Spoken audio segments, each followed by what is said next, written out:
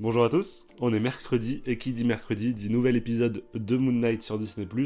Alors, comme la semaine dernière, j'ai décidé de vous donner mon avis un peu sur cet épisode. Alors là, je vous le donne vraiment à chaud, il est 10h30, mercredi même, et je me lance dans ma première review à chaud comme ça, sans rien écrire, juste vous dire ce que j'en ai pensé.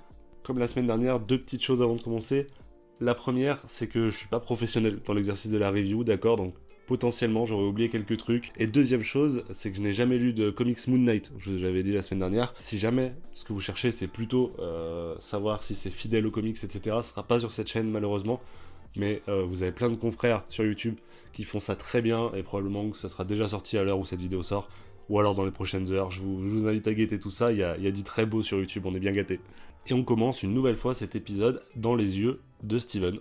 Je m'étais posé la question de est-ce que ça allait changer, sachant qu'on quittait l'épisode sur la première passation visible en Moon Knight. Je vous rappelle, fin de l'épisode 1, c'est donc le personnage de Mark Spector qui prend le rôle, qui prend le corps, qui prend possession du corps, et qui devient Moon Knight sous les yeux du spectateur. Et ça, c'est la première fois de l'épisode que ça arrive. Donc je m'étais dit, ok, on a déjà un changement. Maintenant, est-ce que c'est un changement qu'on va retrouver dès le début du prochain épisode ? Eh bien non. On retourne dans les yeux de Steven, qui est tout aussi perdu, et qui s'apprête à regarder les vidéos de surveillance pour découvrir que finalement, il est le seul à voir tout ce qui est autour de la mythologie égyptienne. Donc il est le seul à voir ces fameux loups égyptiens. Et on arrive dans le premier défaut de cet épisode pour moi, qui est un vrai épisode qui manque de rythme. En tout cas, on a un découpage qui est assez particulier entre le 1 et le 2. Là, dans cet épisode, on nous donne un peu plus d'action, on voit un peu plus Moon Knight en action, mais ça arrive qu'à partir de la deuxième demi-heure. Toute la première partie, c'est encore une fois Steven qui cherche des réponses. Et là, pour moi, c'est moins pertinent. Parce que les réponses, nous, on les a en tant que spectateurs, et du coup, on s'ennuie. Dans le premier épisode, on les cherchait les réponses en même temps que Steven, donc c'était pas gênant. On était autant paumé que lui. Là, maintenant que le spectateur est devenu plus malin, et qu'il a plus d'informations, bah ça devient gênant. Et on a un vrai problème de rythme dans ce deuxième épisode. Et ça, c'est frustrant.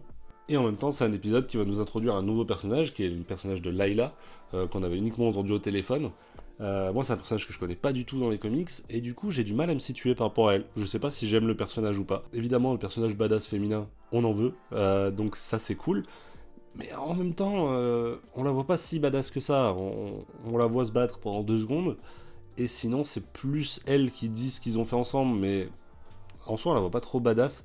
L'actrice est plutôt bien choisie, mais au niveau de l'acting, elle est très pleureuse, alors que ça convient pas avec ce qu'on essaie de nous présenter d'elle.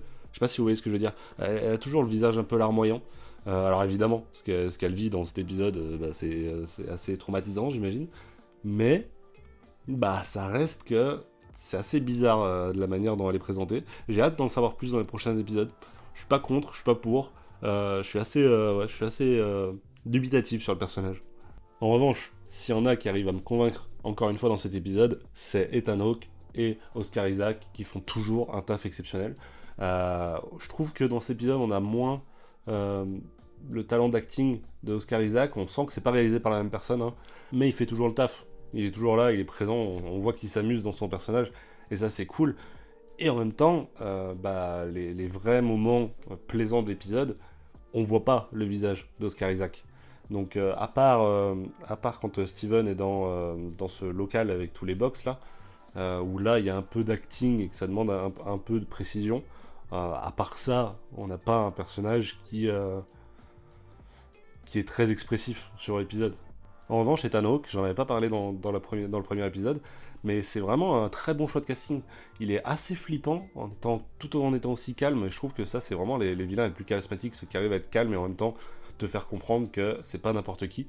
On apprend donc que c'était l'ancien disciple de Khonshu. Du coup, c'est très intéressant parce qu'ils mettent vraiment ce truc de disciple au premier plan. On a les 3 générations de disciples en fait. On a l'avant, on a le pendant, donc avec le personnage de Mark, et puis on a Layla qui est pressentie pour être la prochaine. C'est assez intéressant, dès le deuxième épisode, on a cet avant, pendant, après. C'est assez cool. Et du coup, dans cette deuxième partie, on a donc ce basculement de point de vue dont je parlais juste avant, Et enfin, eh ben, on a le visuel, on a le point de vue de Mark et donc de Moon Knight. Enfin, ça y est, le personnage se dévoile un peu plus, et avec lui, les défauts de la série qui ressortent. Puisqu'encore une fois, je l'avais dit dans le premier épisode, et je réitère ici, les FX sont ratés. Les FX, c'est vraiment pas beau. Autant le loup, bon déjà le loup est dégueulasse. Je suis désolé, je le trouve vraiment raté. Mais le mettre autant en avant, c'est hyper bizarre. Parce qu'en termes de réalisation, tu peux le cacher un petit peu le truc. Mais là, ils essayent même pas. Ils sont satisfaits de leur FX. Et ils les mettent bien en avant. Et c'est pareil sur le personnage de Moon Knight. Je sais pas à quel point le costume de Moon Knight aurait été compliqué à faire en prise de vue réelle. Je pense que c'était compliqué, surtout au niveau du mouvement de la cape, etc., d'avoir un truc que tu puisses vraiment manipuler en post-prod. Donc ils ont préféré la facilité, entre guillemets. Mais nous le montrer autant en mouvement et d'aussi près, etc., ça fait vraiment comme une démonstration d'FX. Ça fait vraiment, tu vois, quand Avatar est sorti, c'était pareil. On te montrait autant de mouvements et tout pour te montrer que, ouais, on maîtrise. Et c'est pas Avatar là, hein. Là, c'est pas Avatar, c'est Moon Knight, série Disney+, avec un budget a priori assez limité du coup. Donc, c'est bizarre fait comme ça. Et vraiment, j'ai pas été fan de la réalisation de cet épisode qui nous montre tous les défauts un à un, mais vraiment en zoomant dessus en fait. Donc assez particulier, et puis bien moins de risques dans la réalisation. Bien moins de plans très cinématographiques, et du coup, j'avoue que j'étais un peu moins fan là-dessus. Il y a quelques jeux de lumière qui ont l'air d'être assez propres à la série, et tant mieux, mais ça passe pas non plus fou, hein. Et on va revenir évidemment sur ce qui pour moi est le point fort de cet épisode, Mr. Knight. Alors, je rappelle ce que j'ai dit au début de l'épisode, je n'ai jamais lu de Moon Knight. De ce que j'avais cru comprendre du personnage de Mr. Knight, ça n'a pas grand chose à voir avec ce qu'on nous a présenté ici, mais moi, bah je l'aime bien ce Mr. Knight. Le fait que ce soit une erreur sur le suit, qui du coup doit très bien marcher en français aussi avec costume, ça marche très bien.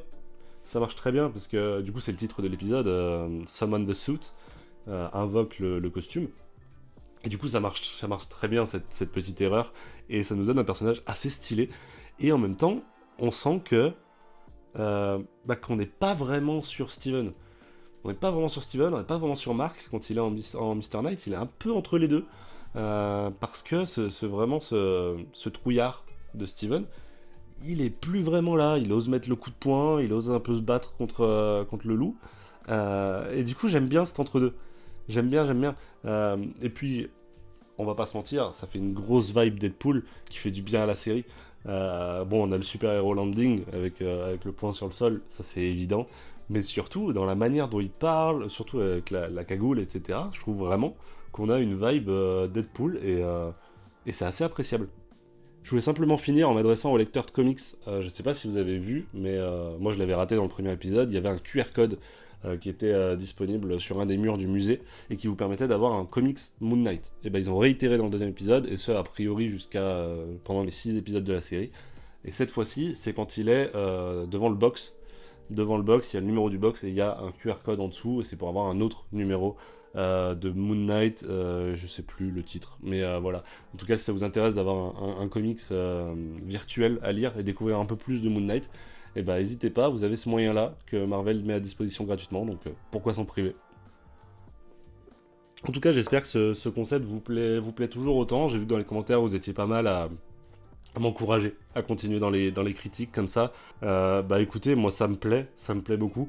Il n'y a pas eu de vidéo le week-end dernier parce que j'étais occupé, mais voilà, on va essayer de continuer le rythme, vous faire une grosse vidéo, entre gros guillemets, hein. En tout cas une vidéo un peu plus travaillée le week-end, et puis une vidéo avec un peu moins de montage les mercredis, comme ça, pour suivre les sorties d'épisodes, peut-être faire des comics presso, etc. Mais j'aime bien avoir un épisode dans le milieu de la semaine, c'est cool. Et puis quand j'ai pas le temps de faire ma grosse vidéo le week-end, au moins vous avez quand même quelque chose, donc c'est pas mal. Je pense que je commence à trouver un rythme qui me plaît là-dedans. On se retrouve donc le week-end prochain pour une nouvelle vidéo. D'ici là, prenez soin de vous, c'est important les amis. Ciao tout le monde.